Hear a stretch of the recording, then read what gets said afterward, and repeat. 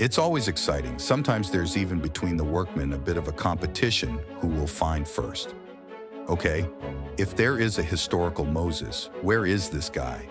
I mean, where was he buried? According to the biblical tradition, he ended on the other side of the valley. And he dies where? At Mount Nebo. Mount Nebo. In 2021, the whole world was plunged into a complete state of intense jubilation as scientists from 4 universities discovered the remnants of Noah's Ark, the vessel that saved humanity from being completely wiped out 5,000 years ago. Now, in a recent marine expedition, an even more captivating mystery in history has been solved, bringing to limelight the exact location of the long-hidden tomb of Moses. This discovery, though exciting, has sent ripples of fear through the scientific and theology communities, causing them to question everything they previously knew about faith and history. For a grave that was specially hidden by God himself, how was it found? And what secrets did this long-lost tomb reveal? Let's find out. This was a feat that deserved a magnificent burial and a majestic tomb. The man, Moses. We all know the story of Moses, and if we count the number of biblical figures who shaped the destiny of nations, we know that he would top the list. Moses' legacy is unparalleled. He is celebrated as a prophet like no other, known for his face-to-face encounters with the Lord and his role in performing miraculous signs in Egypt. In fact, his contributions to the Israelite faith and culture were so significant that some have even speculated about the possibility that an ancestral cult would be created to honor his powerful spirit. This great man, who led the Israelites out of the bondage of Egypt and received the 10 Commandments, lived an extraordinary life. From narrowly escaping a child massacre at birth to becoming the chosen one who liberated his people from captivity, Moses' story is nothing short of captivating. But it beats our imagination how the final chapter of such a great man, whom history should confer a special award to, who should be revered in and out of generations, became complicated and ultimately veiled in mystery. His death marked the end of an era, the conclusion of the Exodus journey. Yet unlike many of his contemporaries, the circumstances of his burial are veiled in secrecy and have sparked centuries of speculation and debate. Even though it was recorded that God himself buried him in a valley in Moab, near Beth Peor, historians had relentlessly searched for his grave, all to no avail until recently, when a group of archaeologists, unwilling to let this mystery remain unsolved, followed a new lead and made a remarkable discovery of this place, which has been hidden forever. Please join us as we unfold this mystery layer by layer, starting with Miriam, because it was through her that this remarkable discovery was made possible. Miriam. The story of Moses will be incomplete without the mention of his sister, Miriam. Miriam's involvement in Moses' life began with her bravery during his infancy. When Pharaoh issued a decree to kill all Hebrew male babies, Miriam, as Moses' older sister, made a smart move. She devised a plan to save her brother's life by placing him in a basket and setting him adrift on the Nile River, hoping someone compassionate would find him and offer him protection. Miriam, even as a child, felt so protective over her baby brother and risked so much in approaching the daughter of Pharaoh on his behalf. And that's exactly what happened. Fortunately for her, Pharaoh's daughter discovered the infant Moses and adopted him as her own. Seizing the opportunity, Miriam boldly approached the princess and offered to find a Hebrew woman to nurse the child. And thanks to her clever arrangement, Moses was raised by his own mother, Jochebed, while still enjoying the privileges of his adoptive Egyptian family. Fast forward to when Moses had grown up and was called by God to lead his people out of Egypt. Miriam was there by his side every step of the way. We've heard of how Moses confronted Pharaoh many times, but we're not aware that he didn't do it alone. Miriam and Aaron were with him at every point, lending their strength and support, but her contributions didn't just stop there. While Moses handled the daunting task of leading the people, Miriam took on the role of encouraging them. And though she was a woman's leader, her strength and wisdom inspired all. But that wasn't all. She was a great musician whose voice could provoke God's intervention, as you will see in the later part of this video. Just after crossing the Red Sea on dry land and witnessing the defeat of Pharaoh and his army, she took a timbrel in her hand and together with the women she sang and danced, exalting God for his mighty acts and for liberating them. The full story can be seen in the book of Exodus 15, verse 20. She was all shades of amazing, and oh, did we mention that she was also a prophetess who had a unique connection with the divine and the ability to convey messages from God. Through her prophetic abilities, she was able to inspire and guide the Israelites during their arduous journey, providing them with spiritual sustenance and direction. Now, despite the roles she had played, it was one event that etched her name forever on the sands of time. As the Israelites journeyed through the dry wilderness after their freedom from Egypt, a growing sense of desperation began to take hold. The sun had scorched them so hard that they had to consume more water than usual, that in a short interval, they had completely run out of water. His theory is that after crossing the Red Sea, the Israelites would have wandered in this very desert. As the team retraced their steps, it was easy to see why water was foremost in their minds. This was the beginning of their problems. They became weak, the journey slowed down, and the burden got so unbearable, so much so that despite being happy for the miraculous parting of the Red Sea and the death of the Egyptians' chariots, which solidified their freedom, a gloomy spell was cast upon these once vibrant people as they were struggling to survive the harsh wilderness. The cries of the Israelites grew more and more desperate as they begged Moses for help, requesting water to quench their thirst with their cracked voices and dry throats. Feeling the immense weight of leading this large multitude through the unyielding desert and their yells of distress, Moses knew he had to find a solution to their dire predicament. And just as he was contemplating on what to do, a ray of hope shone and presented itself in the form of an oasis called Mara. Excited that God had heard their cries, they rushed to drink from the water, only to discover to their dismay that the water was bitter and undrinkable. With their hopes cruelly dashed, they again cried out in anguish. This time it was so loud that it echoed across the entire desert, worse than their previous cries, as it seemed to them that they were doomed and would all die in the wilderness. It was in this distress that Moses finally turned to God again for guidance and intervention. While at it, Miriam, his sister, did something unusual. Amid this chaos, she stepped forward and, to the surprise of all, started to sing songs with messages of faith and hope, drawing strength from the God who had delivered them from Egypt. Now, this was the act that moved God. As her song ascended to the heavens, the Lord responded with a miraculous solution. He asked Moses to cast a certain piece of wood into the bitter waters, which Moses did, and to the astonishment of all, this water had transformed into a very sweet water that was safe for drinking. Again, the camp was filled with so much jubilation as the Israelites drank to their fill, and once again, their strength and spirits were renewed. In recognition of Miriam's significant role in this moment of divine intervention, the created well was named after her. From that day forward, this well, which was shaped like a sieve-like rock, provided them water and followed the Israelites on their journey, providing a constant source of fresh, pure water wherever they went. Yes, you heard that right. It followed them up and down hills, and whenever they paused their journey, it would settle opposite the tabernacle.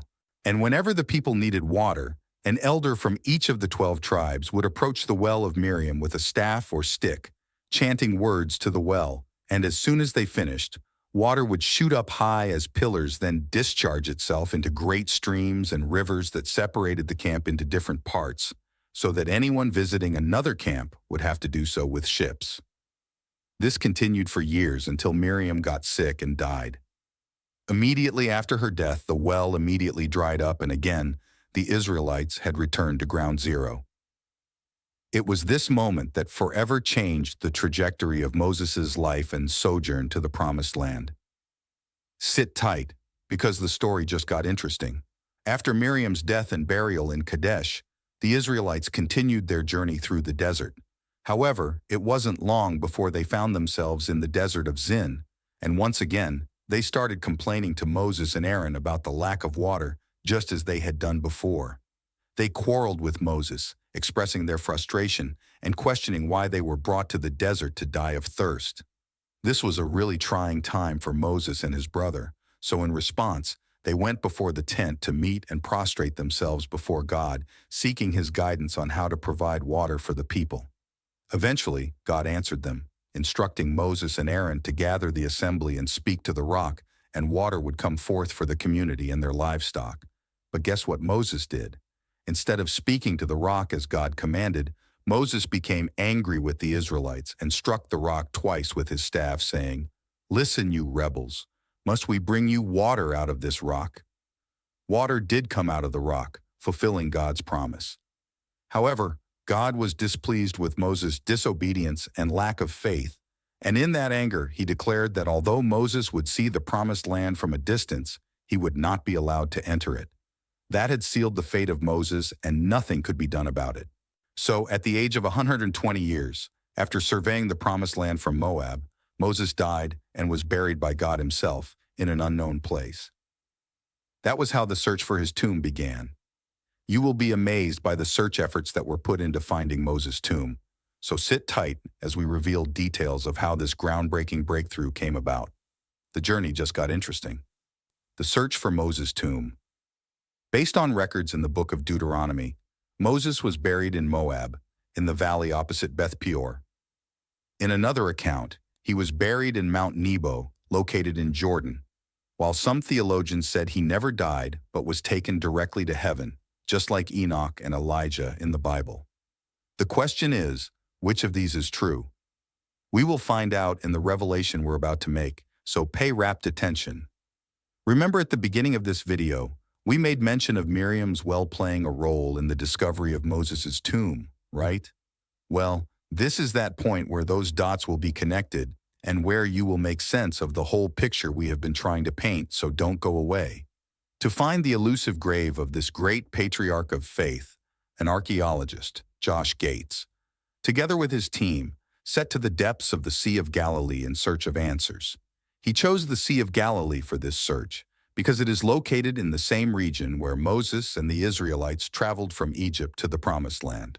Thrilled to be part of the data collection expedition, Josh Gates intently watched as the team used a seismic airgun to send shock waves through the water, scanning the lake bed for an unusual feature that could be connected to either the biblical Miriam's well or even this elusive tomb.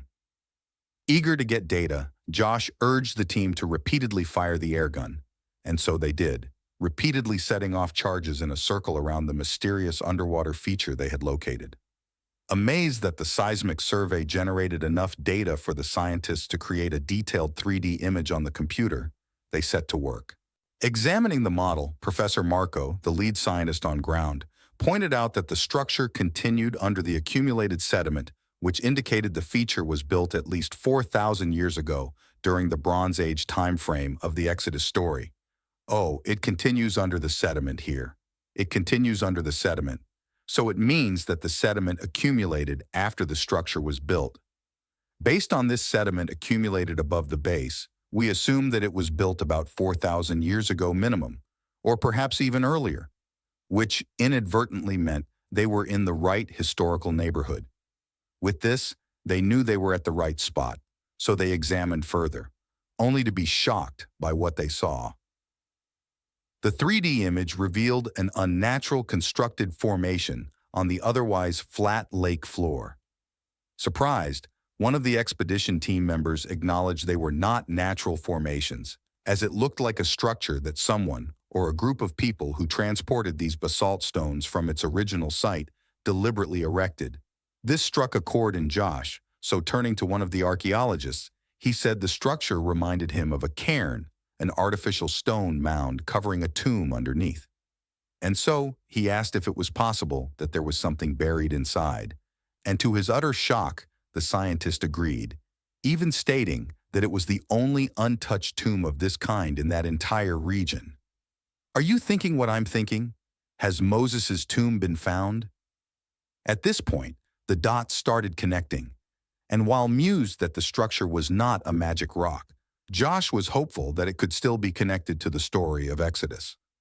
To further emphasize what he felt, Josh pointed at how this structure could turn out to be Miriam's well that may have been covered by water years after its disappearance. This was definitely a possibility worth exploring further, So, clearly excited by the implications, Josh said the next step would be to investigate exactly what lies inside, as he suspected it could be the untouched tomb of an ancient figure, possibly Moses, which would be a groundbreaking discovery. Josh noted there was still much work to be done, but this was just the right stroke in the right direction of unraveling this age-long mystery. But was Josh able to find this mystery tomb?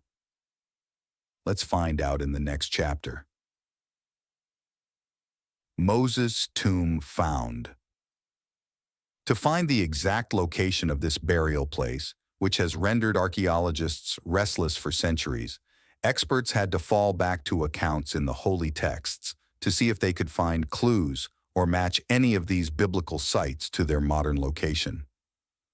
Using the biblical account, these experts made no headway because though the book of Deuteronomy stated that he was laid to rest in a valley across from Beth Peor, exploration of the area had shown no signs of his grave.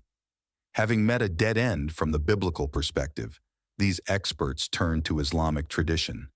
Perhaps they could find a clue from their holy texts or the sayings of Prophet Muhammad. Was this approach successful? Let's find out. The significance of Moses, or Musa as he is known in Islamic tradition, extends far beyond the Judeo-Christian world. He is mentioned over 130 times in the Quran, more than any other prophet, which is proof of his immense importance in Islamic teachings.